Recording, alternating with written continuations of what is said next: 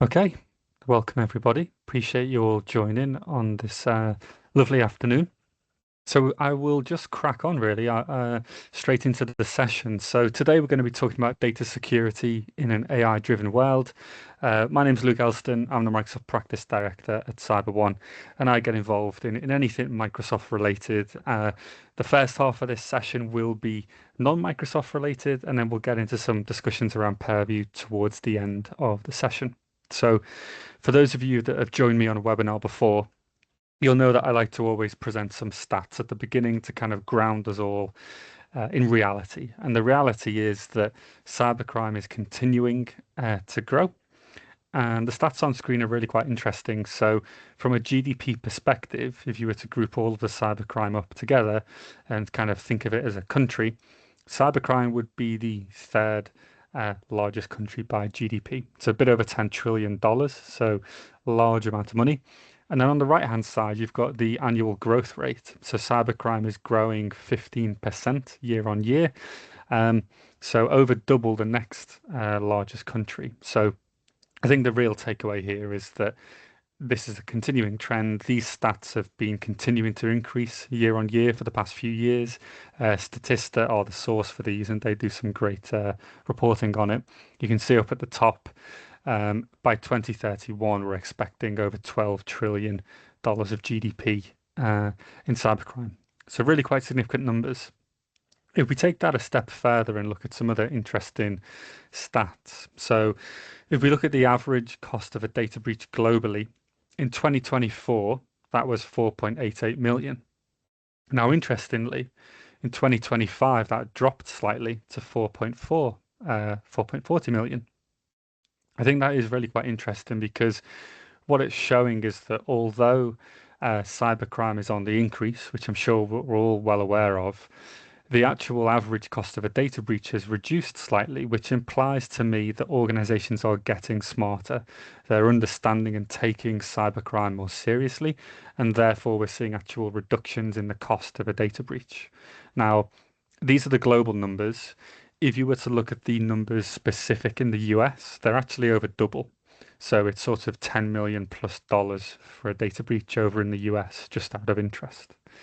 Then you can also see in a number of days over in the orange side on the right, number of days it's taken to identify and contain a data breach has also dropped as of last year. Now the stats for this year haven't been released yet, but I'm sure well, I'm curious actually to see if they do show the same kind of trend. But in some ways that's positive news. You know, cybercrime's increasing, but all of us are taking it more seriously and protecting our organizations a little bit better. Now, some other headline figures. So 97% of organizations have reported that AI-related incidents were largely due to a lack in proper access control. So basically poor identity security as it relates to AI. Another headline stat is that 63% of organizations have said that a lack of AI governance, a lack of kind of general policy and security around AI has led to the proliferation of shadow AI. Of course, when it relates to data, shadow AI is very dangerous because if our users are uploading sensitive data to random AI out there on the internet, that's obviously not a good thing and is effectively a data breach. So we need to be very cognizant of that shadow AI danger.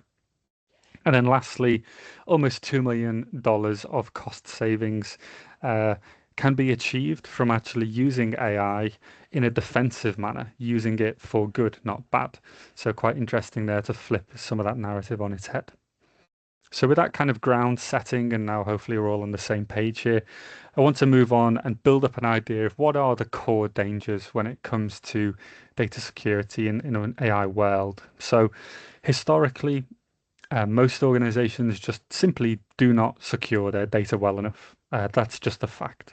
I'm sure there's many of you on this call who, if you were being honest, would say, look, we're not doing as much as we should be to secure our data. Certainly, from an anecdotal perspective, we're seeing more and more organizations come to us for help on that data sort of security journey. It's probably one of the most talked about topics, certainly from our perspective, in recent sort of months. And this trend seems to continue. Now, the additional threat here, the danger is if we assume generally people are not doing the best job at securing their data, we then add in the AI complexity, the additional threats it brings, the additional exposure it brings. We're then compounding existing problems. So if we agree, yeah, we could be doing data security better, and now AI brings in these extra challenges, of which you're about to see a long list of them, it's kind of a that compounding effect is really serious. So to outline that, on the left-hand side, we've got some traditional challenges.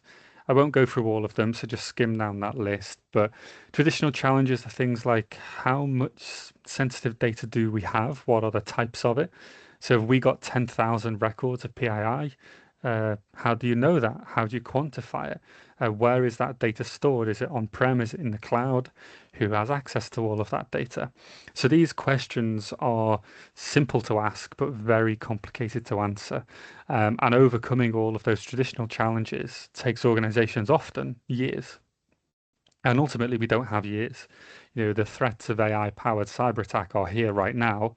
We don't have years to be spending trying to get a handle on our data security. So we need to accelerate the way in which we're going to handle that data piece. And later on today, I'll talk you through some of the options. Now, over on the right-hand side, I think what I would highlight is that the AI challenge is largely an amplification of existing challenges. So all the stuff on the left is made worse because of the prevalence of AI. What AI also does is add in some additional complexity. So shadow AI, which we briefly touched on, people using things that they shouldn't be and that the IT team has no visibility of, but also interesting ones like heightened risk of data aggregation. So imagine this. Somebody in your business has built an AI agent, and they're going to give that AI agent an instruction to consolidate all of the financial data and financial records of your organization. If that AI agent is not governed in the correct way and has freedom to access all the data across your organization, it can go and do that. And in principle, it could aggregate all of the financial records of your organization into one place and then present that to the person who was running the agent. That's a real potential danger of AI. That data aggregation piece is an interesting perspective. There's a lot more here, and I'll spend some time digging deeper into all of these. So if I was to sort of group them into primary risk areas, ultimately data leakage is really serious when we think about it in the AI context. And that's because what's stopping someone uploading data to ChatGPT or some other AI tool? Realistically, if you don't have strong controls around your applications, your cloud applications, if you don't have a robust SASE technology in place to be that boundary, that perimeter, you can have issues with data exfiltration or data leakage just by normal users, right? It's not malicious. They're just trying to use AI to make themselves more efficient and save them a bit of time in their jobs, but actually they're exposing corporate data. Because of that, we have to consider exposure of your customer data. So some of you will partner and work directly with customer or consumer data. What happens if an employee starts to use an AI tool to help them, understand or improve the ways they're working, but by accident they're exposing data of your customers? That would be a GDPR nightmare. And then intellectual property loss, an interesting one. Some of us will have IP that we don't want to get out. And what happens if we've got people in our business using AI to help accelerate the development of your IP, but by doing so are actually exposing that IP externally?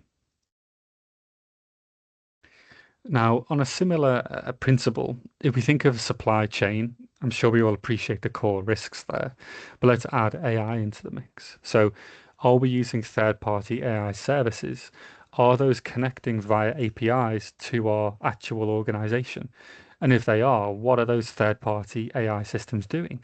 If that API is given a high level of permission, it could be accessing all manner of things in our business. So that actual technology risk driven from our supply chain is really serious. Obviously relates to shadow AI, which I've covered. And then you've also got to consider that, like any piece of technology, even the best AI model, so ChatGPT, Copilot, whatever it may be, they themselves may have vulnerabilities in them, or we should assume that they will. So who's to say that ChatGPT won't be compromised at some point. And if it is compromised, what level of data is exposed via that attack? It's an open question. It's just something to think about. But this is often overlooked. Now, if we think just broadly around what AI-powered cyber attacks might look like, on the simple level, we have things like more convincing phishing. So the days of having a phishing email with broken English and confusing grammar, that's very obviously phishing are pretty much gone now. You might receive some spam on your personal email address that's very obviously spam and phishing. But in the corporate world, when we think of a more sophisticated attacker targeting an organization, actually the phishing is becoming really quite powerful.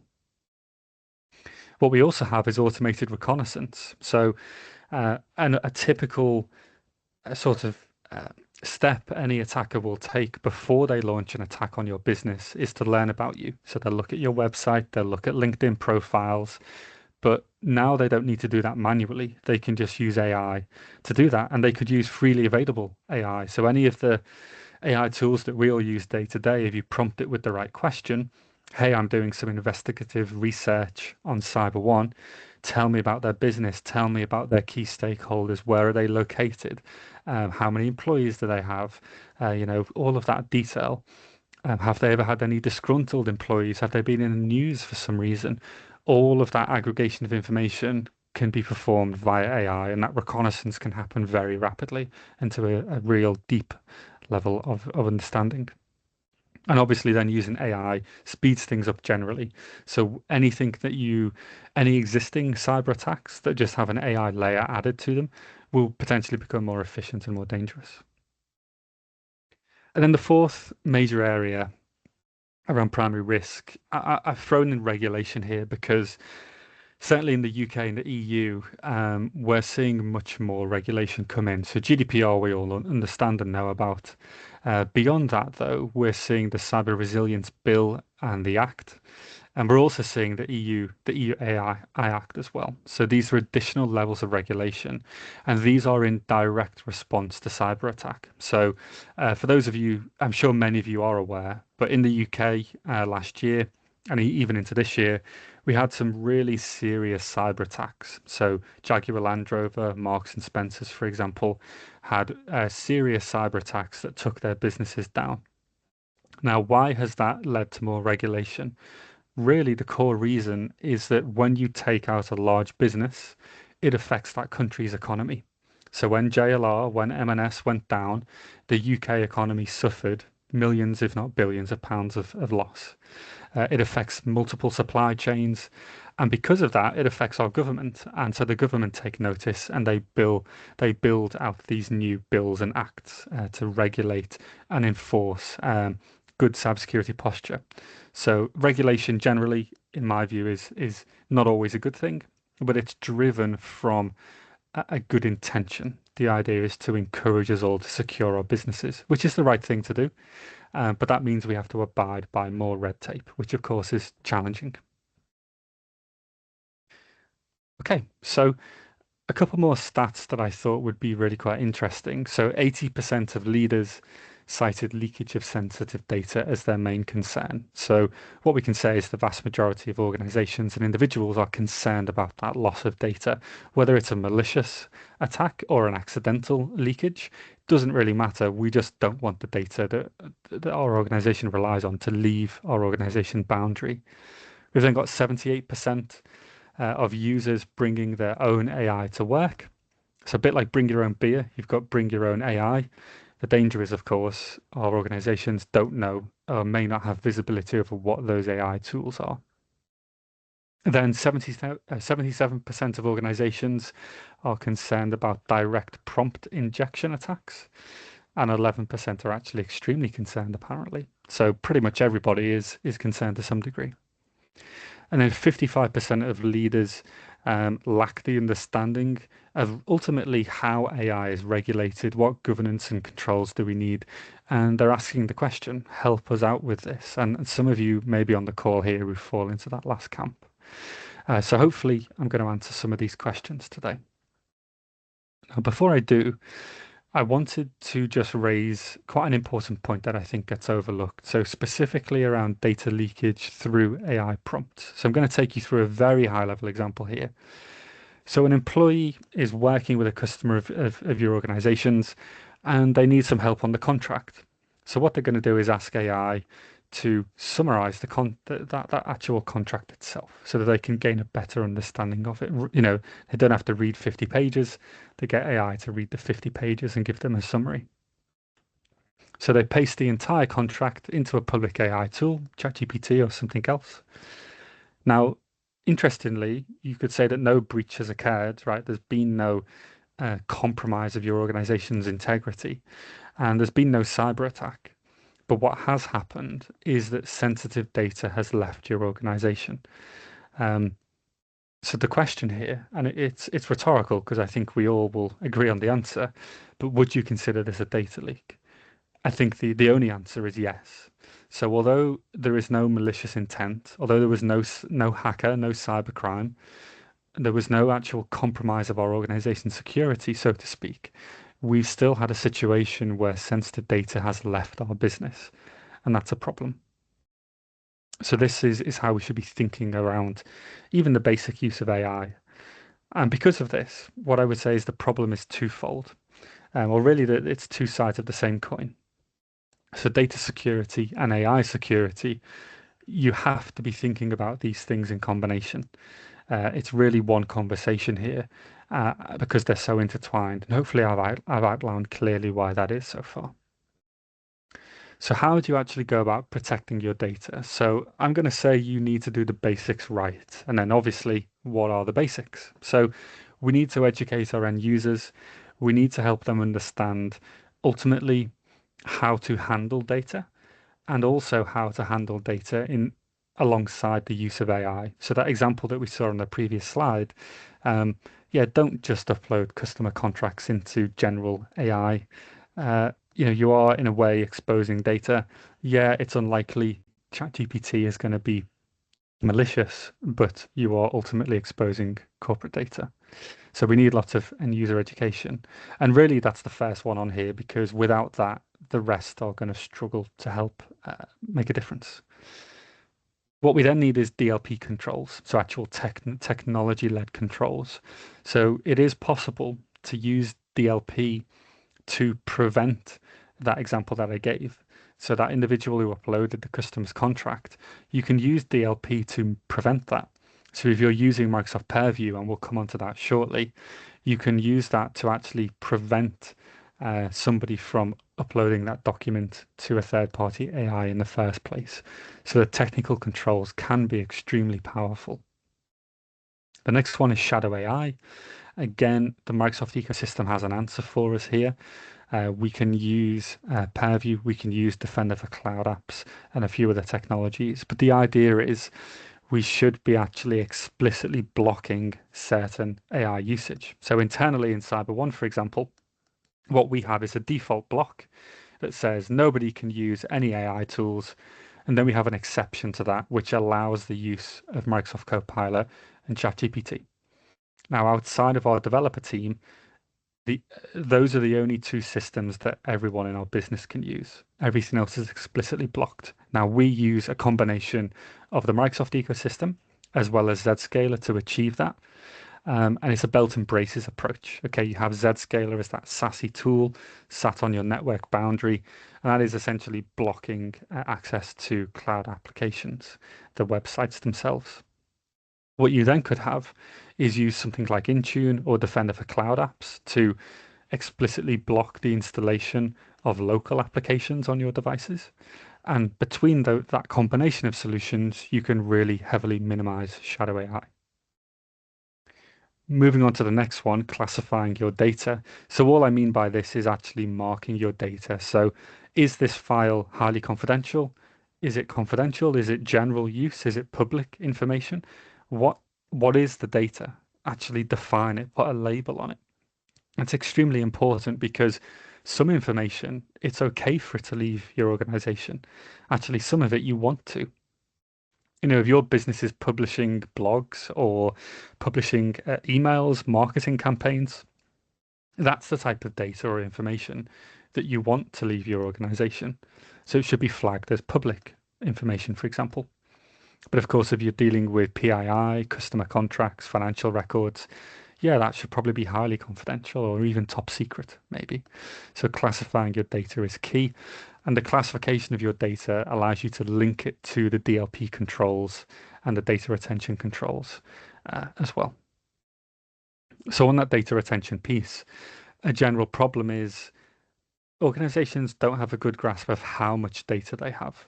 Because if your business has been around 5, 10, 15, 20 plus years, you've got untold amounts of data just existing, whether that's on-prem or in the cloud.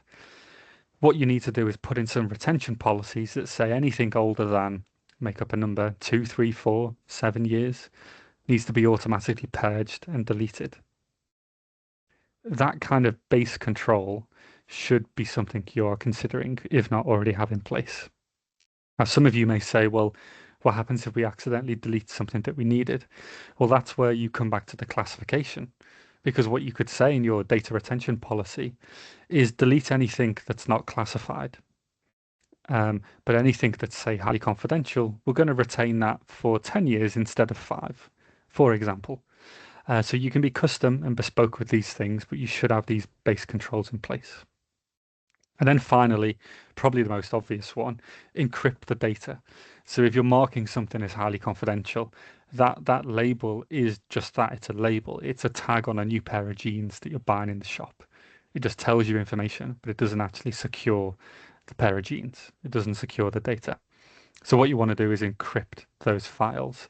And what that means, at least in the Purview, Microsoft Purview world, is that once you encrypt that data, the encryption goes where the file is. So even if somebody manages to exfiltrate that highly confidential document away from your business, if you've encrypted it with Microsoft Purview, the document will stay encrypted. And even though it's left your organization, nobody can open it. So very, very powerful. And that nicely leads us on to the Microsoft solution to these problems that I've been telling you about, which is Purview. Um, at a high level, you can think of Purview as having this kind of cyclical approach. So first, we use Purview to discover our data. That answers some of the challenges that we talked about earlier. So how much data do we have? What type of data? Who can access it? Where is it located? All of that discovery elements can be done natively in Purview. What we then do is move to classify it. So we mark all that data as confidential or highly confidential. We then protect or encrypt that data. So we prevent it from being accessed unless you have authorized permission to. And then we monitor that data. We see who is interacting with it, whether they're using the data in the right way. Are they attempting to exfiltrate the data from the business? What activities are users doing over that data? And then finally, on the response side, we can take corrective action. So if we identify that despite us discovering, classifying, and protecting our data, we discover that users are still mishandling it, we can respond to that by correcting our policies, correcting the technical controls, and also training our users as well. So just to answer the question, what is Purview? It's a suite of solutions. It is not one thing. It's actually, I would say, unfortunately, for this context, the most complicated of Microsoft's M365 technologies. Broadly, I would break it down into these three categories. Again, it's a suite of tools. So for the information teams and the cybersecurity teams, you've got sort of the data security pillar, if you like. You've got DLP, you've got data security investigations, you've got things like information protection, insider risk management, and a few others within there. And those are the technologies within Purview that are very useful from a pure cyber perspective or from an information perspective. What you've then got, if your organization has data scientists or something along those lines, is you've got this governance capability, you've got the data map and the unified catalog, and this is where you can start also looking at a combination of structured data as well as unstructured data. And then on the right-hand side for the risk compliance and legal teams, You've got quite a high level of granularity in the audit capability. You've got compliance manager. You've got your data lifecycle components and e-discovery for those subject access reviews. And broadly, now believe it or not, this is not everything in Purview, but these are the main items that I wanted to highlight. And hopefully this gives you an idea which components of Purview are useful for which people within your organization. Now, this is top level. I'm going to break it down a bit more. So if we look specifically at sort of the 5 main areas that I think we should all focus on the most.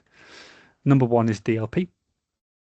DLP, it's relatively simple to set up, but it has a lot of benefits. It reduces risk significantly. So DLP is all around protecting against accidental or malicious leakage of data, in simple terms. Now, this extends to things like Copilot, and that relates to the AI component, and I'll loop back around to that idea a bit later on. Next along, I would say information protection. This is just the real discovery and then the encryption of the data itself. So again, we need to be using that information protection component to first find the data that we have, and then actually encrypt it via that, protect it, sorry, via that encryption. Next, we've got insider risk management, so quite an interesting one here. What this will do is it will look at the normal behavior of your users. It will try and understand, are they acting maliciously or suspiciously? If so, we may suspect them of some kind of insider risk. Okay, they're trying to, it's their last day in the business. They're trying to exfiltrate some data, for example. Or maybe they're a disgruntled employee. They're accessing things they don't normally access. That's the kind of signal that can be detected via the insider risk management. And when we have that signal, we can then use our security teams to follow up on that, to act on that signal, to look at doing things like quarantining the user and limiting the access they have. Next, on the compliance side, the compliance manager component, very powerful because it has pre-built assessments around GDPR, around that EU AI bill and various other regulations and frameworks, so that you can assess yourself and also do continuous assessments of yourself against those standards. So they're built into Purview, making it very, very easy to get a snapshot as to how well aligned to those regulations you are. And of course, you can run those assessments routinely. So I'd highly recommend looking into that component. And then finally here, the data lifecycle management piece. This is all around data retention. So how long are we storing data for, and what type of data are we storing? Once something has elapsed, it's gone beyond the retention period. What are we going to do with it? Are we just going to delete that data? Are we going to move it into some kind of archive? Maybe a combination of both.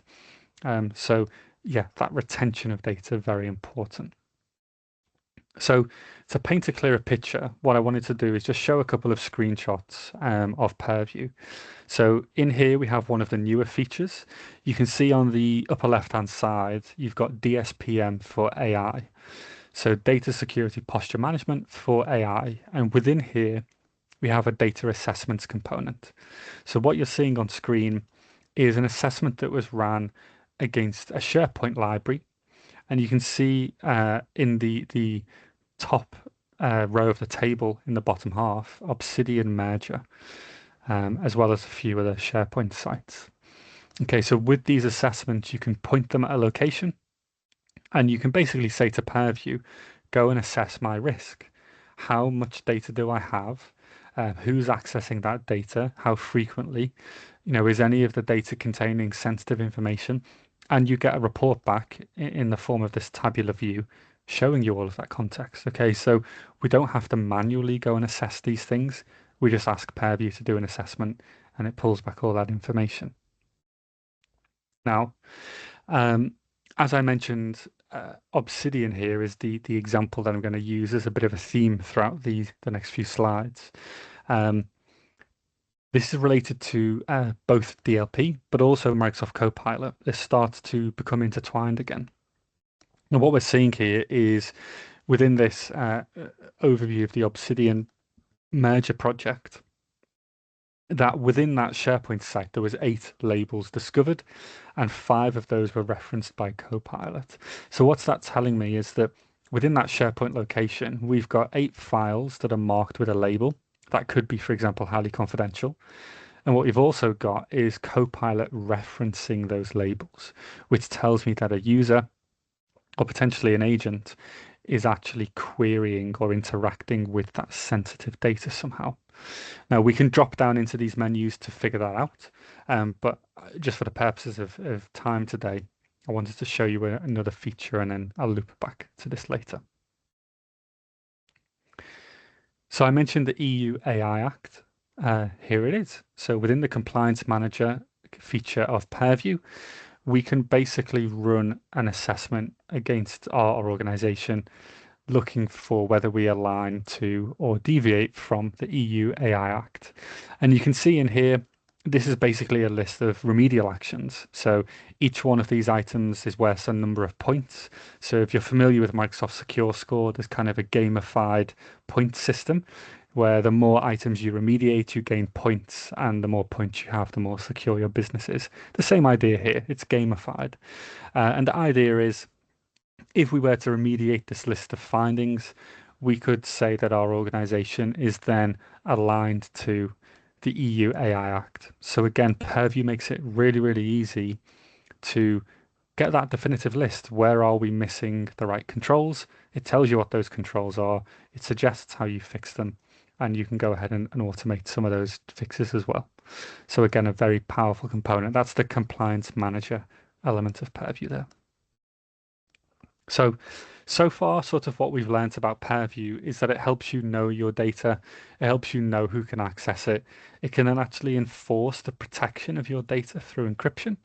You can monitor for that AI activity, and it then allows you to reduce your risk continuously. So if we use some of the features that I just showed you screenshots of, we can continue to minimize the risk in our organization.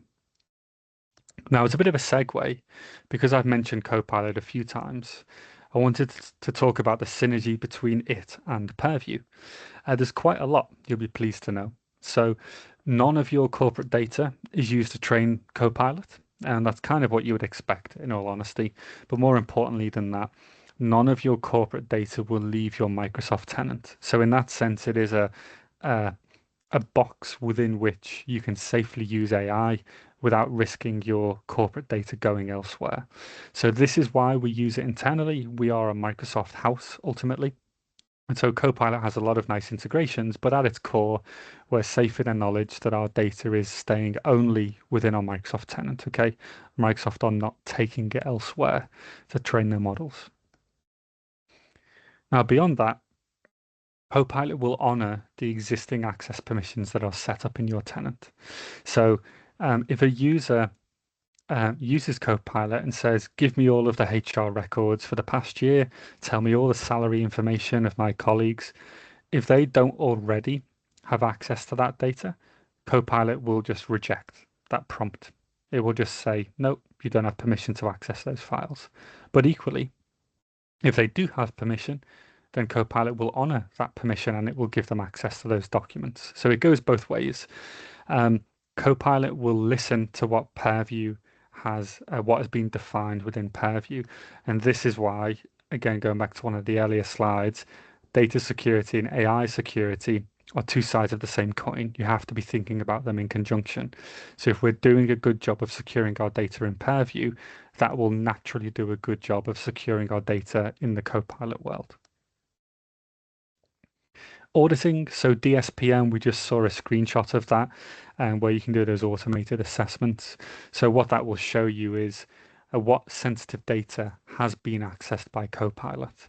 And what it will then be able to do is recommend a label or classification. So Copilot's seen 10,000 documents, and of those, it suggested 5,000 of them should be highly confidential.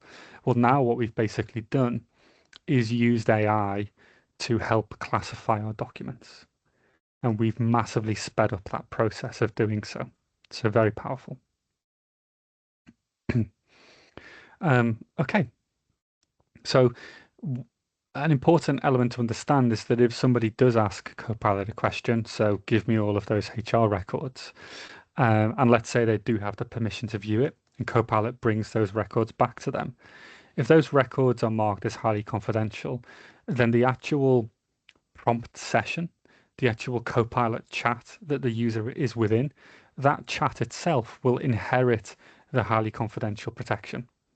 Okay, so now we're not just talking about protecting our documents with Purview, we can actually protect the Copilot chat itself and therefore encrypt that, protect it, label it in the right way. So again, it's that synergy element.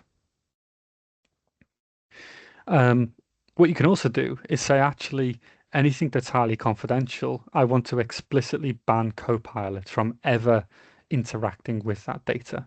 So even if the user does have permission, Copilot will just not respond to it. It will not interact with data that's marked as highly confidential, as an example. It could be top secret. It could be marked with anything, but that's the idea. Okay, what we can also do is use some dynamic capabilities. So for those of you familiar with the Microsoft Tech stack, they have this idea of a risk level. So every user has a dynamic risk score. Broadly speaking, it's high, medium, or low. And it's dynamic based on a wide variety of factors. But what we can say is that if that user at the moment that they're working with Copilot has a, say, medium risk, then we'll just shut down the usage of Copilot. We'll actually just say, well, their risk right now in this moment is too high for them to be using this AI tool. We'll just dynamically shut that access down. But then let's say in a week's time, that user has addressed some of their risky behavior and their risk score is now low or perhaps none, then Copilot is active for them again and they can start to use the tool. So this dynamic ability to allow Copilot when the risk is low and block it when the risk is high, you can imagine there's just nice automation there, good automated security. Okay. What we also have is something called a prompt shield. So maybe you've got some technically savvy users in your business, and what they may try to do is instruct Copilot to ignore some of the features I've just described. They may try and get Copilot to break its behavior and act in a malicious way or a non-ethical way. Well, there's this idea of prompt shielding, which means that when somebody tries to give Copilot a malicious instruction, it will actually generate an insider risk alert. And that links back to Purview again, because if somebody has an insider risk alert flagged, then we know that Purview and the wider Microsoft ecosystem can start to take restrictive actions over their account. Okay, so more synergy, Agent 365. I've briefly mentioned agents once or twice so far. I just wanted to pay a quick homage to this very briefly. Agent 365 is a new technology that Microsoft have brought out. The idea is it will help you discover the usage of agents across your organization, both in the Microsoft world and third-party platforms. The idea is it shows you what you don't know. So I can guarantee some of your organizations right now have agents active, and you may not know they exist. You may not know what permissions they have or what their actual function is, but they will be there in your environment. It's becoming so common that I can almost guarantee it for all of you. Now, Agent 365 gives you visibility into that. So it will show you what agents exist, are they active, who created them, when did the agent last run, what did it do, what did it access. All of those questions are answered through Agent 365. It's that control plane for the agentic threat. So just a quick mention of that, very important for you to consider looking into it. Now, if we go back over to Purview and again think about its interaction with Copilot, here you can see an example. So a user has asked, what is Project Obsidian? Again, remember Project Obsidian was the piece I did that assessment on earlier. And Copilot's come back to say, oh, sorry, we couldn't find any information about Project Obsidian. Now, we know Project Obsidian exists, but this user does not have access to see that data.